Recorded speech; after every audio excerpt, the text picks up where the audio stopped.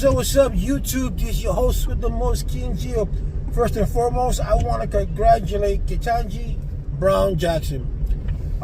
It's about time that we had an astute judge up there. Despite of what anyone wants to say in the right side, that she's there because the color of her skin, because she's black, because of affirmative action. That's what you guys say. But remember back in the days when Ronald Reagan said he was going to appoint the first woman Supreme Court justice? He didn't say color because, of course, he was not going to say black because he would never put a black person there. But he did say woman, he did do it. And Biden said he was going to do an African-American woman. He was going to put a colored woman into office, into justice, and he did. This woman is I've seen her credentials. I've looked at her background. She is super qualified. She's more qualified than Kavanaugh. And I'm not saying that because of Trump. She's way more qualified than Amy Barrett. Now, mind you, Amy Barrett was confirmed while we were doing an election, and McConnell said he wasn't going to do it because that was no good. Well, actually, when Barack Obama sent Garland, who is the Department of Justice now, he sent him as a Supreme Court judge. McConnell said no, because we were in the middle of an election. But yet, in 2016, when Trump did his nomination for Amy Barrett, they went through with it. So you can see the hypocrisy here. They didn't do it with Obama because there was an election going on, but they did with Amy Barrett. Now, mind you, Amy Barrett, I'm not taking anything away from her. Yes, I am. She has never, ever served as a judge, as a federal judge. She has never served at all. You know, the judges are lawyers. So she never served at all. And Donald Trump picked her, nominated her, and in the middle of an election year, she got confirmed. Kavanaugh, not even as qualified as Jackson, got confirmed. And he had a lot of baggage on him. A lot of baggage. And Donald Trump picked these two individuals because he wanted the shift of the courts to go on the conservative side. You know, if most people know, if most people know anything about Supreme Court justices, the Supreme Court justices mostly are conservative. There's never been a left. There's never been more Democrats than there have been Republicans in the Supreme Court. It never has been. So most of these cases that go up are going up against conservative judges, which is cool. I don't care about that. But if you see, he has picked Kavanaugh and he has picked Barrett, and Kavanaugh and Barrett has gone on some of the policies, against some of the policies that Donald Trump has tried to put in. That including the election, the fraud. With that being said, if you see the way Mitch McConnell, and you see the way Lindsey Graham tried to grill her, and Gates tried to grill her, it was so stupid because she outsmarted each and every one of them in all their answers. I mean, come on, people actually got mad at her because they asked her, define what's a woman. She's not going to define that because the woman means a lot of things. What is a woman? And in today's day and age, the court is trying to strip that away from a woman. So why answer that? Today's day and age, they're trying to tell a woman what she can and cannot do with her body. Okay? Today and age, there are states now that you can get married at the age of 16. Here comes a man, rapes a woman, and she cannot have an abortion. She doesn't want to see the baby. She wants nothing to do with the baby. She cannot have an abortion because the courts, that state said no. So that court said no. So how do you, nowadays, how do you define a woman? That's why she didn't say anything. And I'm glad that she didn't say anything because it's kind of hard. I mean, you're trying to take everything away from a woman, her reproduction rights, the rights, to have an abortion, and you try to glamorize everything. I mean, here you go, you have a woman who gets an abortion, and then you have the citizen, because the state's slick, and they have the citizens do it, and the citizen can sue. It's ridiculous. And you have these people looking and making sure that if you're pregnant, that you don't give an abortion, they're going to go rat you out. I mean, there's more important things to do in the world. You know, the funny thing about all this thing is that all these people who are for human rights, and I'm for human rights, I'm pro-life, I'm pro-choice. You know, and people say, you know, you can have the baby and give it up for adoption. And you ask these people who have given up, you ask these people who advocate for abortion, have you ever, who advocate for adoption, have you ever adopted a child? No, I have not. Have you ever, even better, have you even fostered a child? And they will tell you, no, they haven't. So here you go. You want this person not to have a baby. Maybe let's say that this person is not qualified motherly, financially. She doesn't have the home to have this baby. And you want this person to have a baby. The people pro-life will say, well, she should have thought about that before having sex. That is true. But it doesn't negate the fact that you want her to have a baby, but she doesn't have the resources to take care of that baby. And yet, when she does go get those resources, when she goes to apply for food stamps, when she goes to apply for SSI, when she goes to apply for Section 8, you guys berate her. Oh, you shouldn't be going on these programs. You should be doing the American thing to do. You should be working out there. You should be doing this. But here he goes. This is a woman that got raped. This is a woman that got traumatized. This is a 15-year-old girl who got pregnant, who cannot work, who can't do anything. But she has to be on food stamps. She has to get Section 8. She has, not the 15-year-old, but what do you know what I'm saying? So you don't want her to have an abortion, but yet you want her to have a baby that's going to live in poverty and is going to keep on living in poverty. Just because you say that in the Bible says that abortion is illegal, is against a sin, which is not, because it's not. There's nowhere in the Bible that says abortion is a sin. You know, it's just moronic to think that way. That's why I separate religion from church. That's why I don't believe in religion, and I don't believe in parties, Democrat or Republican. But if you see it. Now people are going to say, oh, she's black, that's why she got the nomination, that's why she's the Supreme Court judge. But they don't see the fact that this woman was a judge. This woman was a federal judge. This woman was a public defender, something that none of those justices are or have been. I like Sotomayor because she's Puerto Rican, she came from the Bronx, and she went to the ranks. That if you want to really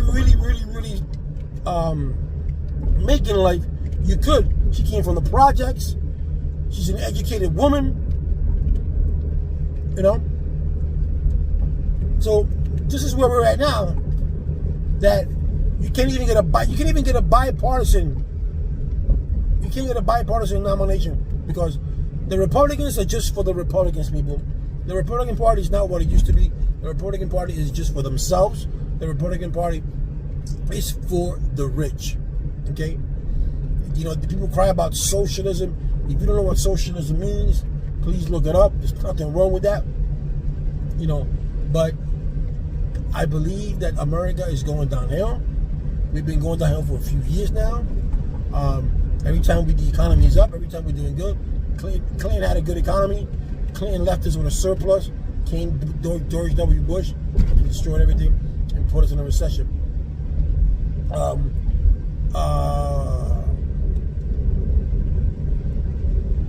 Bush, and then came Barack Obama. Barack Obama took for 8 years. In 8 years, he took us out of the recession, and he was taking us up. Came in Donald Trump. Donald Trump, before even COVID hit, guys, before COVID even hit, Donald Trump we were on a pace of a deficit of $1.3 trillion in his first 3 years. That's how much we were going to be. The deficit that we have now, he was going to add $1.3 trillion to that deficit before COVID even hit. Okay, the tax cut was good, but the tax cut goes to corporate America, goes to the corporation. Starting this year, those tax cuts for individuals is no longer there. So those tax cuts that he did for 2017 is no longer there. They're there for the corporations. That stays permanent. But for the individual, those tax cuts are no longer there. Those tax cuts right now, as we are speaking, you are paying for. Every year, your taxes, you're going to pay more in taxes until 2027. That's the way it is. Until 2027. So you got a tax cut from 2017 all the way to 2020. And in 2021, Donald Trump's tax cut for the individuals is going to go back up. You're going to pay more in 2027 than you are in 27 than you were back in 2017 before the tax cut. And that's not me talking. Look it up. And I wish that people, I'm for people, if you want to be a Republican, fine. But be a Republican because of your belief, not because culturally, the Republican says this, Mitt Romney says that, Trump says this. Be a Republican because that's what you believe in. Okay? In all my years studying, politics and graduating and all that, I've never seen anything so atrocious as to every freaking 4 years we have the same thing in politics. Health problems. We still, I'm 50 and we still haven't got universal health care. Immigration, that still hasn't been resolved. I'm 50. Minimum wage is still $7.25. When I was growing up, minimum wage was $3.35. You gonna tell me from 1971 all the way to 2022, from $3.35 to $7.25, that's a big leap? No, it's not. And we still at $7.25 minimum wage here. Companies do pay more, but the federal minimum wage is $7.25. And our country has gone through both parties, both Democrats and Republicans, and they still have it at $7.25. I remember when cars, which assured where tools were made in the USA.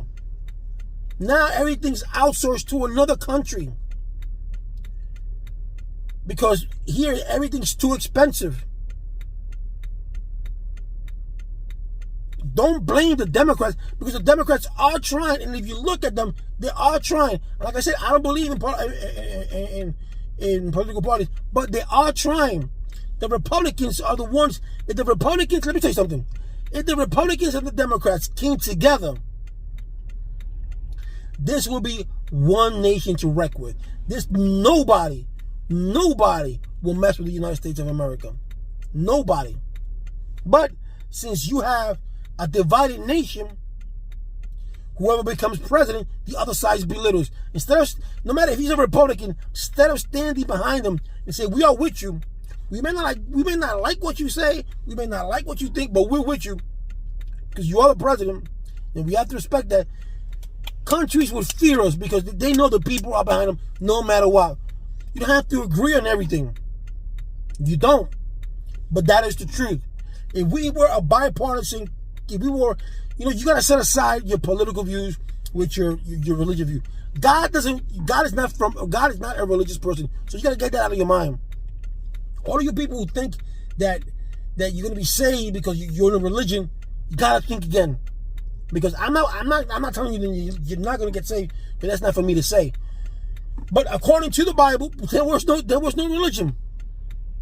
God came to save the meek. God said, preach my word to everybody. There's no such thing as Catholic. There was no such thing as Pentecostal. There was no such thing as Jehovah's Witness. There was no such thing as Muslim. There was no such thing as Buddhism. None of those things existed. It's just your faith in God. But man made religions to control you. So they control your thoughts. They control this. They control politics. The same thing. The same thing. So I would never say, "Oh, Donald Trump is a Christian," or Biden is a Christian. No, I'm not going to say that. That's not going to. He can go to church all the time he wants, but I'm not going to say that. Okay. God wants a holy nation.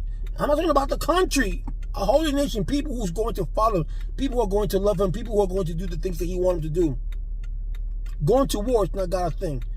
Having a country where you're rich, having homelessness, When you can do something, it's not a God thing to do. All right? Going around doing, there's a lot of things that people say they're Christian, so that's why I separate them. That's why I don't believe in religion. But like I said, it's up to you. But separate those two. And if we came together as a party, as Democrats and Republicans came together, progressives, independent came together and sat down, we will be one heck of a nation. There shouldn't be, in this world, there shouldn't be no one homeless. There shouldn't be no one going hungry. We talk about a lot of things. The CNNs always keep talking about the Ukraine war. Forget about Ukraine. All right, as sad as that may be, we got other things on our plate. Why are we talking about the homelessness in this country? All right, you can build 1 million houses and you can get 1 million people off the street. And when you get those people off the streets, you teach them, you give them self-morality. You teach them how to save money. You teach them how you're gonna stretch $1 into $2. How you gonna make that work? If you get paid extra amount of dollars, to stretch it out, to be frugal. How to succeed. There's a lot of reasons a lot of people go into homeless shelters. There's a lot of reasons why people don't go. There's a lot of reasons why people don't go into homeless shelters. They prefer living on the streets.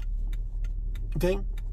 But if you don't go outside, you're just advocating, you're just feeding the homeless and you're just doing that.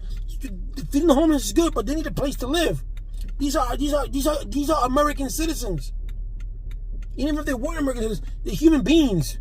Give them a decent place to live. You can do small houses. You can build small houses. You can build a lot of things.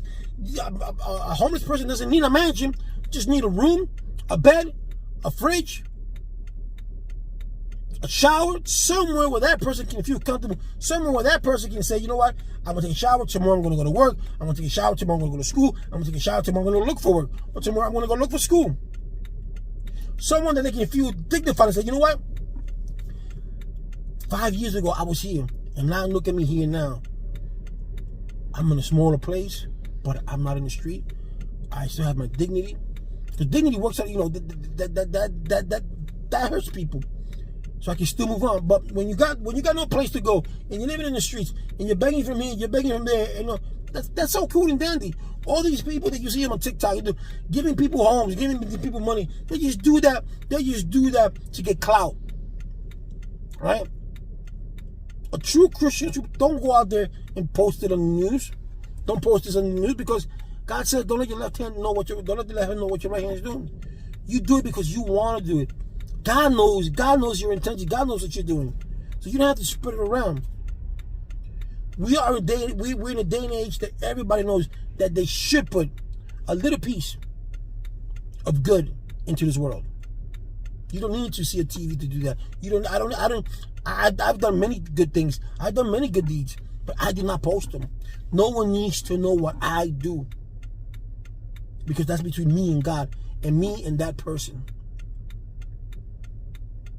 I'm not here to get clout. I may promote a store. I may promote a product. That's something different. But I would never promote what I do because that's between me and God. As no one has to do it. If you want to do it, blah blah, that's on you. But that's you're galvanizing yourself and you want to get credit for something that you know that you should do anyway. That's what God put us here on earth to help our fellow brothers.